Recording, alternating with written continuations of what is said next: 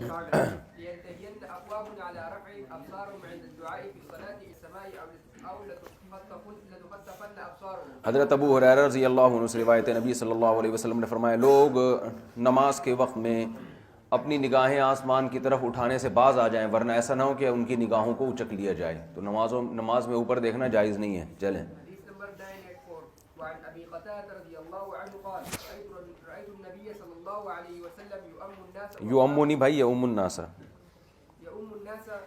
وأمامة بنت أبي العاص على عاتقه فإذا ركع وضعها وإذا رفع من السجود أعادها متفق عليه.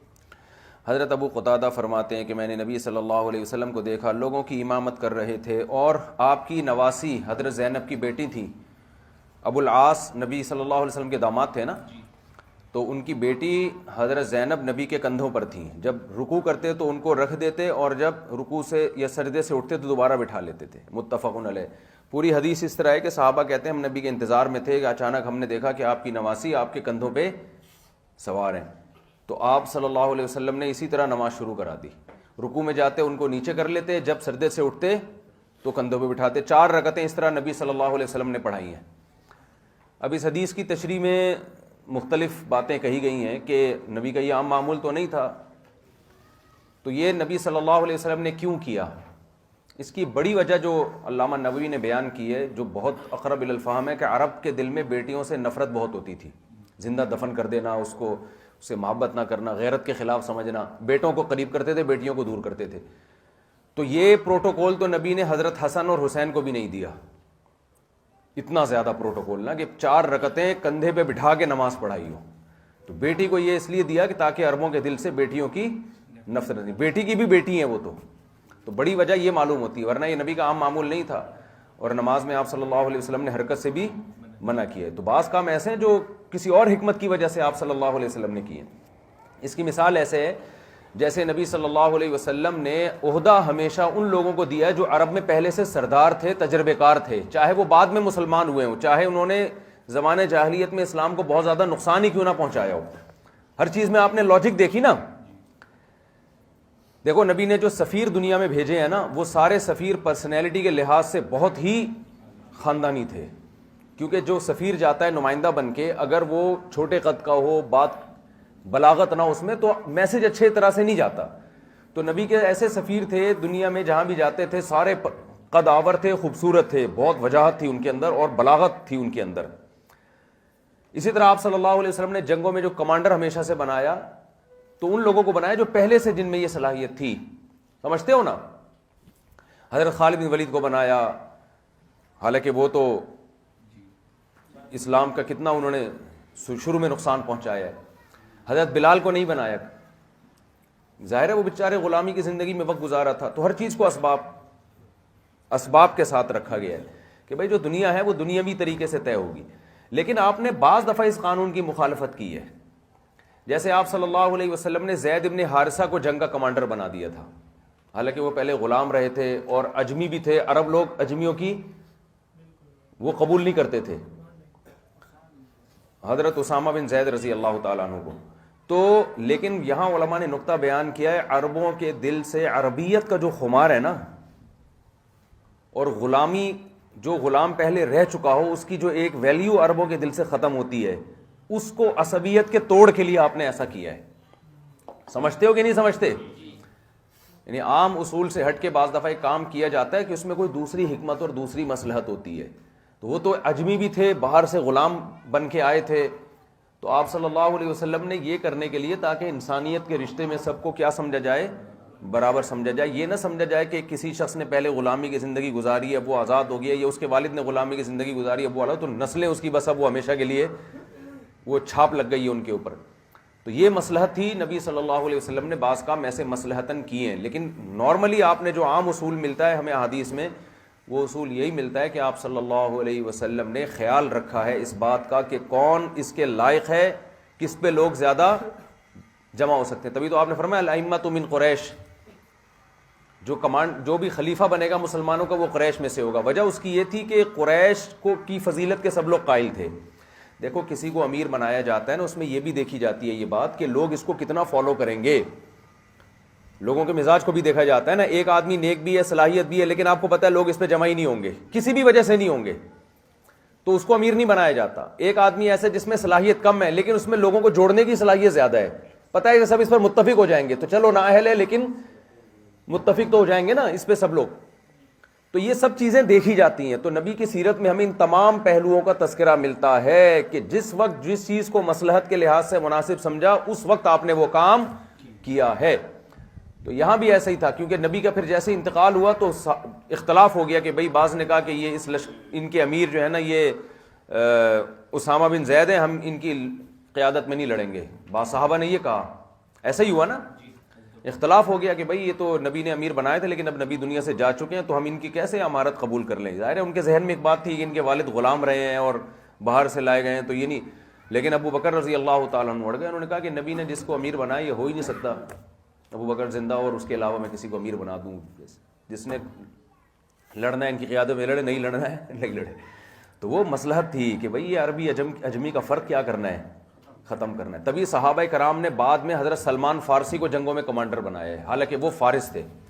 حضرت سلمان فارسی رضی اللہ تعالیٰ عنہ جب ایران پہ حملہ کرنے گئے نا فارس پہ, تو ان کے الفاظ ہیں یا اہل فارس انت رجل منکم ترون العرب یطیعوننی. لڑائی سے پہلے جو دعوت دی جاتی ہے نا, انا رجل منکم, اے اہل فارس میں تمہاری قوم کا آدمی ہوں, فارسی ہوں, لیکن تم دیکھ رہے ہو عرب جو کسی کو کبھی امیر نہیں بناتے وہ میری قیادت میں لڑ رہے ہیں. یہی اس مذہب کے برحق ہونے کی علامت ہے کہ یعنی یہ قوم پرستی کی جنگ نہیں ہے, یہ نظریاتی جنگ ہے, جس کی وجہ سے عرب جیسی قوم جو کبھی کسی کی امارت کو برداشت نہیں کرتے تھے, آج انہوں نے مجھے امیر بنایا. تو یہ نبی صلی اللہ علیہ وسلم کی انہی پالیسیوں کا نتیجہ تھا. سمجھتا ہے کہ نہیں سمجھتا ہے؟ تو اسی طرح نماز میں کندھے میں عورت بچی کو بٹھانا, یا لڑکی ہو یا لڑکا ہو اس کو بٹھا کے نماز پڑھنا, یہ خلاف اس لحاظ سے خلاف سنت ہے کہ یہ نبی کا عام معمول نہیں تھا. اس میں حرکت کثیرہ ہے, یہ نماز کے خشوع خضوع کے منافی ہے. تبھی حدیث میں آتا ہے بچوں کو تو پیچھے کھڑا کرنا چاہیے نا, عام معمول یہی ہے. تو جزوی واقعات سے کلی واقعات نہیں اخذ کیے جا سکتے.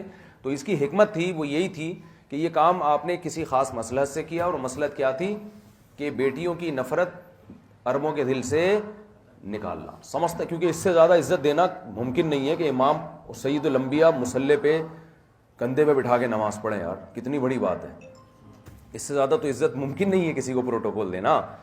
اور یہ بھی دیکھو بیٹی کی بھی بیٹی ہیں, اور اس میں جو شیعہ لوگ کہتے ہیں نا کہ نبی کی صرف ایک بیٹی تھی, اس کی بھی نفی ہے. تو حضرت زینب رضی اللہ تعالیٰ عنہ بھی نبی کی صلی اللہ علیہ وسلم کی بیٹی تھی. متواتر حدیث سے یہ بات ثابت ہے. یہ ان کی, اس پر تو پھر فقہاء کا اختلاف ہوا ہے کہ جو ابو العاص نے ہجرت نہیں کی تھی وہ بعد میں ہجرت کر کے جب آئے تو پرانے نکاح پہ نبی نے حضرت زینب کو ان کے حوالے کیا یا نیا نکاح کیا تھا, کیونکہ وہ بعد میں مسلمان ہوئے نا. چلیں جی,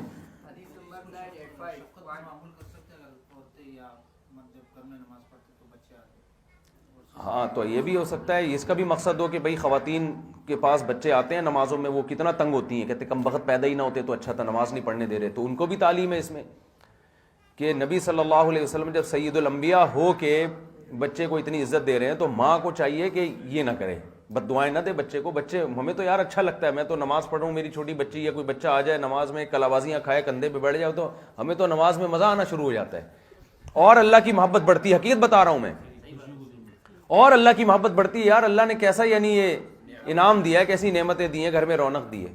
ہمارے فرمایا کرتے تھے کہ میں جب بچے کو نماز میں دیکھتا ہوں تو میری نماز میں خشوع خضوع کم نہیں ہوتا, بڑھتا ہے.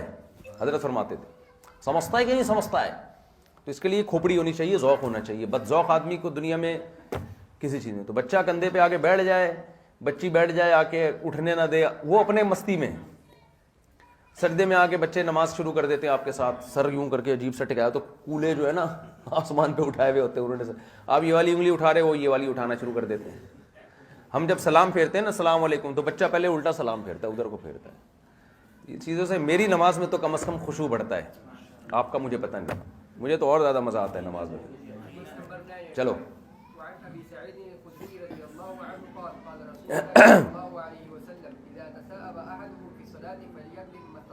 حضرت ابو سعید خدری رضی اللہ تعالیٰ عنہ فرماتے ہیں نبی صلی اللہ علیہ وسلم نے فرمایا جب تم میں سے کسی شخص کو نماز میں جمائی آئے تو اسے چاہیے حتی الامکان اس کو روکنے کی کوشش کرے, اس لیے کہ شیطان اس کے منہ میں داخل ہو جائے گا. تو نماز میں جمائی کو روکنا چاہیے. میڈیکلی اس کا تھوڑا سا نقصان ہوتا ہے, لیکن وہ نقصان کو اتنا بڑا نقصان نہیں ہے اس نقصان سے جو روحانی نقصان ہو رہا ہے کہ نماز میں کر رہا ہے کھڑے ہو کرنا, جیسے وہ فہد بھائی سفر میں ہمارے ساتھ کر رہے تھے. چلیں, میں نے سفر میں ڈانٹ لگائی, جب ہم زیارت جا رہے تھے نا, گاڑی بند ہے, سکون کا ماحول ہے, فہد بھائی کو جمایا آئی, کتنا غصہ ہے. میں نے کہا یار مجلس کے آداب ہوتے ہیں, یہ اپنا بچہ ہے اس لیے کوئی ناراض نہیں ہوتا. یہ چلیں. حديث نمبر 986 وفي رواية البخاري عن أبي هريرة رضي الله عنه قال إذا تسأب أحدكم في صلاة فليكذب ما استطاع ولا يقولها فإنما ذلك من الشيطان يضحك. ہاں, آپ نے فرمایا ہاں ہاں نہ کرے نماز میں, جمائیے منہ کھول کھول کے, شیطان اس کی صورت دیکھ کے ہنستا ہے. شیطان بولتا ہے اس کو دیکھ نماز پڑھ رہا ہے, حرکتیں کیا کر رہا ہے. چلیں. حديث نمبر 987 وعن أبي هريرة رضي الله عنه قال قال رسول الله صلى الله عليه وسلم إن عفريتا من الجن تفلت البارحة تفلت البارحة, ہاں ليقطع علي صلاتي. وہ آیا یعنی نمایاں ہوا, بارحہ کہتے ہیں گزشتہ رات کو. بہت بڑا جن آیا نبی صلی اللہ علیہ وسلم کے پاس. نبی نے فرمایا تاکہ وہ میری نماز کو خراب کرے.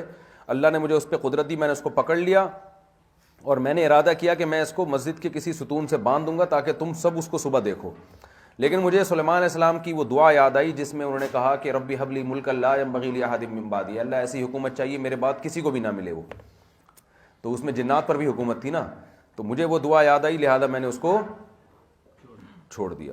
خاصیاً رسوا ہو کے چلا گیا. وہ سمجھتے ہو, تو اس لیے جنات کو قید کرنا یہ سلیمان علیہ السلام کو اللہ نے بس اختیار دیا تھا, کسی اور کو اختیار نہیں ہے. نبی نے بھی یہ کام نہیں کیا. اور یہ بھی ہے کہ یہ جو عامل لوگ دعوے کرتے ہیں ہم جنات کے قید کر لیتے ہیں, ایسا یہ بھی غلط ہے. یہ قید وید نہیں ہوتے. یہ سلیمان علیہ السلام کو اللہ نے طاقت دی تھی, بس یہ چھوڑتے ہیں لمبی لمبی کہ ہم نے اتنے جن جلا دیے ہیں, اتنے قید کر لیے. اصل میں جنات ان کو قید کر لیتے ہیں, اصل بات یہ ہے. تو یہ سمجھتے ہیں ہم نے جنات کو قید کیا ہوا ہے. جیسے وہ کمبل کے پیچھے بھاگا نا دریا میں ایک آدمی, تو وہ کمبل نہیں ریچھ تھا وہ, ہاں اس نے کمبل پکڑ لیا, لوگ منع کر رہے تھے چھوڑ دے, تو کہہ رہے میں تو کمبل کو چھوڑوں, کمبل نہیں چھوڑ رہا مجھے, کمبل نے اس کو پکڑ لیا. تو یہ عاملوں کو جنات نے پکڑا ہوا ہوتا ہے, ہم لوگ سمجھتے ہیں انہوں نے جنات کو پکڑا ہوا ہے. چلیں. اتت جی. حديث نمبر 988 وعن سهل بن سعد رضي الله عنه قال قال رسول الله صلى الله عليه وسلم من نابه شيء في صلاته فليسبح فإنما التسبيح للنساء وفي رواية قال التسبيح للرجال والتسبيح للنساء. نماز میں کچھ لاحق ہو تو تسبیح کرے انسان. جیسے امام کوئی غلطی کرے تو پیچھے لوگ سبحان اللہ کہیں, سمجھتے ہو, لوگ اللہ اکبر کہہ رہے ہوتے ہیں آج, تو سبحان اللہ کہنا چاہیے. اس کا مطلب ہے کہ اللہ ہر عیب سے پاک ہے. امام صاحب آپ غلطی سے پاک نہیں ہیں, آپ سے غلطی ہو رہی ہے. اور عورتیں تصفیق کریں گی, تصفیق کا مطلب دائیں ہاتھ کو بائیں ہتھیلی پہ ایسے کر کے مارنا. عورت جب امام کو نماز میں لقمہ دے گی تو منہ سے بولے گی نہیں. تو اس سے پتہ چلتا ہے نماز کی بیس ہی حیا پر ہے. سمجھتے ہو کہ نہیں سمجھتے ہو؟ حديث نمبر 989 عن عبد الله بن مسعود رضي الله عنه قال كنا نسلم على النبي صلى الله عليه وسلم وهو في الصلاة قبل أن نأتي أرض الحبشة فيرد علينا فلما رجعنا من أرض الحبشة أتيته فوجدته يصلي فسلمت عليه فلم يرد علي حتى إذا قضى صلاته قال یہ وہی حدیث ہے جو پہلے گزر چکی ہے. آگے چلیں. 990 وقال إنما الصلاة لقراءة القرآن وذكر. آگے چلیں, یہ بھی وہی ہے 991. جو حدیثیں بار بار آ رہی ہیں بس ان کو عربی عبارت پڑھیں. آگے چلیں. وعن ابن عمر رضي الله عنهما قال قلت لبلال كيف كان النبي صلى الله عليه وسلم يرد عليهم حين كانوا يسلمون عليه وهو في الصلاة قال كان يشير بيده رواه الترمذي. نماز میں ہاتھ سے اشارہ کر, جب کلام ممنوع ہوا ہے تو نماز میں ہاتھ سے اشارے سے جواب دیا کرتے تھے. اہل حدیث حضرات اسی کے قائل ہیں آج کل کے نماز میں جب کوئی سلام کرے تو ہاتھ سے, لیکن جمہور اس کے قائل ہیں کہ یہ بھی منسوخ ہوا ہے, کیونکہ نماز میں پھر ان فی الصلاۃ لشغلا, نماز خود ایک مشغولی کا ذریعہ ہے, یعنی نماز میں خود ایک مشغولیت ہے, تو بس مکمل اسی کی طرف توجہ ہوگی. چلیں. حدیث نمبر 992 وعن رفاعة بن رافع رضي الله عنه قال صليت خلف رسول الله صلى الله عليه وسلم فعتست فقلت الحمد لله حمدا كثيرا طيبا مباركا فيه مباركا عليه كما يحب ربنا ويرضى فلما صلى رسول الله صلى الله عليه وسلم انصرف فقال من المتكلم في الصلاة فلم يتكلم أحد ثم قال الثانية فلم يتكلم أحد ثم قال الثالثة فقال رفاعة أنا يا رسول الله فقال النبي صلى الله عليه وسلم والذي نفسي بيده لقد ابتدرها 37 ملكا أيهم يصعد بها. ہاں 30 سے زیادہ فرشتے اس کلمات کو حمدن کثیرن طیبا مبارکن فی انہوں نے پڑھا نا قومے کی جگہ، تو اسی معنی کی حدیث پہلے بھی گزر چکی ہے. چلیں نمبر 993 وعن ابي هريره رضي الله عنه قال قال رسول الله صلى الله عليه وسلم التساؤل في الصلاه من الشيطان. نماز میں جماعی آپ نے فرمایا شیطان کی طرف سے ہے. جب کسی کو جماعی آئے تو حتی الامکان اس کو روکنے کی کوشش کرے. اور دوسری روایت میں آتا ہے فلیضع یدہ علی فیہ، اگر پھر بھی آ جاتی ہے تو اپنا ہاتھ منہ پہ رکھے. جب قیام کی حالت میں ہوں گے تو دایاں ہاتھ رکھا جائے گا، اور قیام کے علاوہ حالت میں ہوں گے تو بایاں ہاتھ. قیام میں دایاں اس لیے کہ بایاں رکھنے میں حرکت زیادہ ہے، دایاں اوپر ہوتا ہے نا، اور عام حالات میں بایاں ہاتھ رکھا جائے گا. چلیں حدیث نمبر 994 وعن كعب بن حجرة رضي الله عنه قال قال رسول الله صلى الله عليه وسلم إذا توضأ أحدكم فأحسن وضوءه ثم خرج عامدا إلى المسجد فلا يشبكن بين أصابعه فإن في صلاة رواه الترمذي. نماز میں جب وضو کر کے جاؤ تو مسجد کی طرف جاؤ تو پھر وہاں اپنے انگلیوں کو ایسے کر کے نہ بیٹھو، تشبیک، ٹھیک ہے نا، اس طرح انگلیوں کو نہ کر کے بیٹھا جائے. چلیں حدیث نمبر 995 وعن أبي ذر. لیکن نبی صلی اللہ علیہ وسلم سے مسجد میں یہ عمل بھی ثابت ہے، آگے حدیث آ رہی ہے، تو یہ کراہت تنزیہیہ پر محمول ہے. چلیں وعن أبي ذر رضي الله عنه قال قال رسول الله صلى الله عليه وسلم لا يزال الله عز وجل مقبلا على العبد وهو في صلاته ما لم يلتفت. نبی صلی اللہ علیہ وسلم نے فرمایا کہ جب کوئی شخص، اللہ مسلسل بندے کی نماز کی طرف متوجہ رہتا ہے، بندے کی طرف، جب تک وہ دائیں بائیں دیکھنا شروع نہیں کر دیتا. اگر دائیں بائیں دیکھنا شروع کر دے تو اللہ توجہ ہٹا لیتے ہیں. حديث نمبر 996 وعن انس رضي الله عنه ان النبي صلى الله عليه وسلم قال يا انس اجعل بصرك حيث تسجد. حضرت انس روایت نبی نے فرمایا نماز میں سجدے کی جگہ دیکھو. چلیں حديث نمبر 997 وعن رضي الله عنه قال قال رسول الله صلی اللہ علیہ وسلم یا بني اياك والالتفات في الصلاه فان الالتفات في الصلاه هلكه. نماز میں دائیں بائیں دیکھنا ہلاکت ہے، اگر کرنا ہی ہے تو نوافل میں، نہ کہ فرض میں. حديث نمبر 998 وعن ابن عباس رضي الله عنهما قال ان رسول الله صلى الله عليه وسلم كان يلحد في الصلاه. نبی صلی اللہ علیہ وسلم نے بعض مرتبہ، ظاہر ہے یہ جو ہمیشہ کانا کا مطلب آتا ہے نا، اس کا مطلب ہمیشہ یہ کام نہیں تھا، بعض دفعہ آپ نے حیاً ایسا کیا کہ ایسے آنکھوں سے آپ نے دائیں بائیں دیکھا گردن ہلائے بغیر، کسی ضرورت کی وجہ سے دیکھنا پڑتا ہے نا بعض دفعہ. چلیں حديث نمبر 999 وعن عدي بن ثابت عن أبيه عن جده رفعه قال العداس والنعاس والتساؤل بالصلاة والحيض والقيء والرعاف من الشيطان. آپ صلی اللہ علیہ وسلم نے فرمایا کہ چھینک، یعنی چھینک سے مراد چھینک کی کثرت ہے، اور اونگنا اور جمائی لینا اور حیض اور قے الٹی اور نکسیر پھوٹنا یہ شیطان کی طرف سے ہے. شیطان نماز خراب کر دیتا ہے نا. یہ جو روحانی ٹوپی ڈرامے ہوتے ہیں نا، ان لوگوں نے ان قسم کی حدیثوں سے یہ نکالا ہے کہ احتلام کا بھی ہمارے ہاں روحانی علاج کیا جاتا ہے، کیونکہ یہ جنات کی وجہ سے، تو جن بگائیں گے ہم ان حدیث کی کہ یہ سب چیزیں جنات کی وجہ سے ہوتی ہیں. اور بہت بڑے مفتی ہیں جن کا یہ آڈیو میں نے سنی ہے، انہوں نے قرآنک سیڑھیاں نکال کے یہ اس طرح کی حدیث جس میں آتا ہے حیض یا احتلام شیطان کی طرف سے ہے، تو شیطان تو جن ہوتا ہے، تو اس کا مطلب احتلام کی کثرت کسی نے آپ پہ جادو کیا ہوا ہے جن کی وجہ سے، تو روحانی علاج حدیثوں کو غلط. وہ تو ہر ایسا کام جو انسان کے لیے وقتی نقصان کا ذریعہ بنتا ہے اس کی نسبت شیطان کی طرف کی جاتی ہے. اس کا مطلب یہ شیطان سے یہ مراد نہیں کہ جنات کسی نے بھیجے ہوئے ہیں تو احتلام، یہ تو نیچرل ہے بھائی. سمجھتے ہو کہ نہیں سمجھتے؟ تو جمائی آنا بھی نیچرل ہے. شیطان کے اثر کا مطلب سستی کے نتیجے میں ہوتی ہے، تو ہر سست کام کو شیطان کی طرف منسوب کیا جاتا ہے، چستی کو رحمان کی طرف منسوب کیا جاتا ہے. چلیں ورنہ ہے خیر اور شر دونوں حقیقت میں اللہ ہی کی طرف سے ہیں.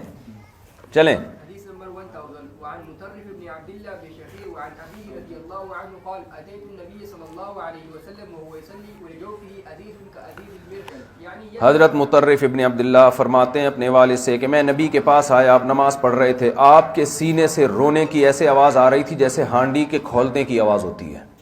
نبی صلی اللہ علیہ وسلم نماز میں آپ تلاوت میں بہت رویا کرتے تھے اور سردے میں بہت رویا کرتے تھے. فرماتے ہیں کہ میں نے، اور دوسری روایت میں آتا ہے کہ میں نے نبی کو دیکھا کہ آپ نماز پڑھ رہے ہیں اور آپ کے سینے سے ایسے آواز آ رہی ہے جیسے چکی کے چلنے کی ایک خاص آواز ہوتی ہے. تشبیہات ہیں، تو رونے کی اس طرح سے آواز آ رہی تھی آپ صلی اللہ علیہ وسلم کے سینے سے. چلیں حديث نمبر 1001 وعن أبي ذر رضي الله عنه قال قال رسول الله صلى الله عليه وسلم إذا قام أحدكم إلى الصلاة فلا يمسح الحسى فإن الرحمة تواجه. ہاں، کنکریوں کو صاف نہ کرے، رحمت اس کی طرف متوجہ ہوتی ہے. جب وہ کنکریوں پہ سجدہ کرتا ہے تو رحمت اس کی طرف متوجہ ہوتی ہے. چلیں حديث نمبر 1000 اگر تکلیف کا ذریعہ بن رہی ہیں نا وہ کنکریاں، تو پھر اس کو ہٹا دینا چاہیے. ایسا نہ ہو کہ ماتھے پہ وہ زخم ہو جائے، نشانات پڑ جائیں. کیا بول رہے ہیں؟ رضی اللہ شکریہ. وعن ام سلمة رضي الله عنها قالت رأى النبي صلى الله عليه وسلم غلاما لنا يقال له أفلح إذا سجد نفخ فقال يا أفلح ترب وجهک. حضرت ام سلمہ فرماتی ہیں نبی نے ہمارے غلام کو دیکھا جس کو افلاح کہا جاتا ہے. جب وہ سجدہ کرتے تو پھونک مارتے تھے سجدے والی جگہ پہ نا, پہلے چھو کر کے جگہ صاف کرتے پھر سجدہ کرتے. تو آپ نے فرمایا افلاح ترب وجهک, اپنے چہرے کو خاک آلودہ کر لو, کوئی بات نہیں, مٹی میں سجدہ کر لو, کچھ نہیں ہوتا اس سے, ٹھیک ہے نا. حديث نمبر 1003 وعن ابن عمر رضي الله عنهما قال قال رسول الله صلى الله عليه وسلم الاختصار في الصلاة راحة أهل النار. نماز میں اختصار اہل جہنم کی راحت ہے. اب اختصار کا مطلب ایک تو اختصار ہو سکتا ہے کہ نماز کو بہت مختصر کر دینا کہ واجب ہی چھوٹنا شروع ہو جائیں, تو یہ اہل جہنم کی راحت ہے. تو لیکن یہ الفاظ یہاں بنتے نہیں ہیں. جو زیادہ بات ہے اختصار کا معنی یہاں ہاتھ رکھنا, وضع الیدی علی الخاصرہ, کوکھ پہ ہاتھ رکھنا. تو یہ اہل جہنم کی راحت ہے. کیا مطلب؟ اہل جہنم راحت حاصل کرنے کی نیت سے اس طرح ہاتھ رکھتے ہیں جہنم میں, یعنی یہ اسٹائل اللہ کو پسند نہیں ہے. اب وہ الگ بات ہے کہ جہنم میں راحت ملے گی نہیں, لیکن ان کی نیت یہ ہوتی ہے. تو نماز میں اس طرح ہاتھ رکھنے سے منع کیا گیا ہے. چلیں باقی حدیث کی سند دیکھنی چاہیے کیسی ہے سند اس کی. رواہ بھائی آپ کے ذمہ کام لگایا جائے تو دیکھ لیا کرو نا کیا ہے. کون سی روایت؟ یہ عبد الرحمن بن غنم والی. کیا ہے آگے الفاظ کیا ہیں اس کے؟ مسند عبد الرحمن بن غنم رضی اللہ عنہ. ابے مجھے کیا راوی سے پتہ چلے گا عبد الرحمن ابن غنم والی, آپ حدیث کا مفہوم بیان کرو نا. قال قبل ان ينصرف ويسير رجليه, یہ والی روایت. کیا؟ قال قبل ان ينصرف ويسير رجليه. نہیں یہ نہیں ہے. چلو ٹائم کم ہے, یہ والی بھی نوٹ کر لو اس میں, الاختصار فی الصلاۃ والی. چلیں اتنی بات تو حدیث سے ثابت ہے کہ آپ صلی اللہ علیہ وسلم نے نماز میں اس طرح کھڑے ہونے سے منع کیا. اس طرح چلیں, ہاں تو سیدھے کھڑے ہوں یا ہاتھ باندھ کے کھڑے ہوں. خارج صلاۃ کر سکتے ہیں, جائز ہے, لیکن بہتر نہیں. اصل میں تھوڑا اس میں کبر کا شائبہ بھی ہے نا, تکبر کا. بھائی سیدھے کھڑے ہو, تمیز سے کھڑے ہو, یہ کیا عجیب اسٹائل میں بنا کے کھڑے, ایسا لگتا ہے جیسے ماڈلنگ کے لیے آیا ہوا ہے یہاں پہ. ہم نے علماء کو دیکھا ہے جو صحیح سنجیدہ علماء سیدھے کھڑے ہوتے. ہمارے حضرت نے کمی نہیں دیکھا یوں ایسے آئے, بیٹھتے بھی بالکل سیدھے تھے. آج کل جو یوں کر کے بیٹھے ہوئے ہوتے ہیں نا بعض لوگ, دیکھا ہوگا آپ نے, حضرت کے سامنے کوئی ایسے بیٹھتا تھا, فرماتے ہیں کہ زمین میں کیوں آپ غائب ہوئے ہوئے ہیں, تھوڑا سا ایسے کھڑے ہوں. تو اس طرح بیٹھتے تھے. چلیں اذان ہو گئی, اذان کے بعد پڑھ لیتے ہیں مزید. ہاں نصاب ختم نہیں ہوگا بھائی ورنہ.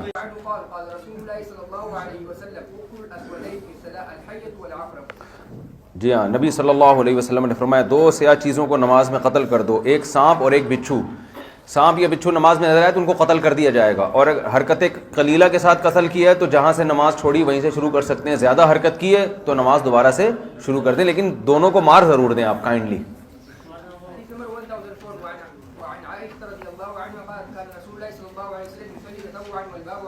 حضرت عائشہ فرماتی ہیں نبی نفلی نماز پڑھ رہے ہوتے تھے, دروازہ بند ہوتا تھا, میں آتی تھی دروازہ کھولنے کا مطالبہ کرتی تھی تو آپ چلتے تھے, دروازہ کھول کے اپنے مصلی کی طرف چلے جاتے تھے, یعنی وہیں سے نماز شروع کر دیتے تھے. دوسری روایت میں آتا ہے کہ دروازے کا رخ قبلے کی طرف تھا. تو اس سے پتہ چلتا ہے کہ اگر 2-3 قدم انسان نماز میں چل لے اور سینہ قبلے سے نہ پھرے تو اس سے نماز نہیں ٹوٹتی. چلیں علماء کہتے ہیں یہ حرکت انسان کرے اسٹیپ بائی اسٹیپ, یعنی ایک دم سے نہ, ہاں رک رک کے کرے, کیونکہ حرکات متوالیہ جو پیدر پہ حرکتیں ہوتی ہے اس سے نماز ٹوٹ جاتی ہے.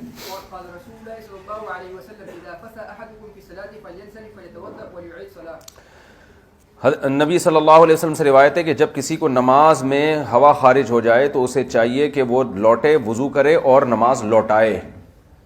جمہور کے نزدیک یہ واجبی حکم ہے کہ نماز شروع سے لوٹانا واجب ہے. احناف کے ہاں یہ استحبابی حکم ہے کہ اگر نماز میں وضو ٹوٹ گیا ہے تو آپ بہتر یہی ہے کہ شروع سے دوبارہ کریں, لیکن جائز یہ بھی ہے کہ جہاں سے نماز چھوڑی تھی وہیں سے شروع کر دیں. احناف کے ہاں جائز ہے, اس کی دلیل آگے حدیث آ رہی ہے.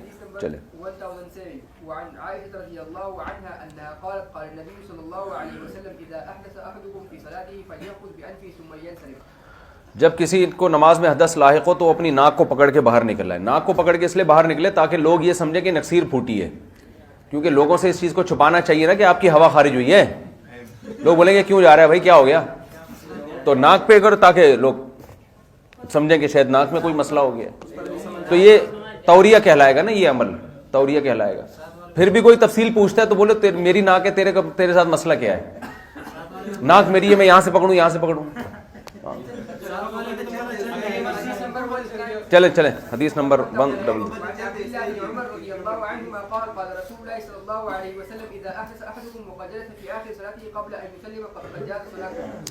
عبداللہ بن عمر رضی اللہ عنہ سے روایت ہے کہ نبی صلی اللہ علیہ وسلم فرمایا جب تم میں سے کسی کو حدث لاحق ہو اور وہ نماز کے آخر میں بیٹھا ہوا ہو, سلام پھیرنے سے پہلے حدث لاحق ہو تو اس کی نماز ہو گئی ہے. یہ احناف کے نزدیک ایسے ہی ہے کہ اگرچہ یہ حدیث سند کے لحاظ سے کمزور ہے, لیکن امام طحاوی نے اس کی اور بھی طرق ذکر کی ہیں جس سے یہ درجہ حسن تک پہنچ جاتی ہے. تو احناف کا اسی حدیث پہ فتویٰ ہے, اگرچہ خلاف قیاس ہے. وہ یہ کہ آپ جب تشہد مکمل کر لو تو پھر اگر ہوا خارج ہو جائے سلام پھیرنے سے پہلے تو بھی نماز آپ کی مکمل ہو گئی. لیکن یہاں مکمل سے مراد حنفیہ کے نزدیک فرض ادا ہو گئے, واجب باقی ہے. تو فرض ادا ہو گئے, نماز ذمے سے ساقط ہو گئی ہے, لیکن اس پر یہ بات لازم ہے کہ وضو کر کے آئے اور پراپر سلام پھیرے. نہیں کرے گا تو گنہگار ہوگا. سمجھتے ہو؟ ہاں سے سلام پھیر دے آ کے.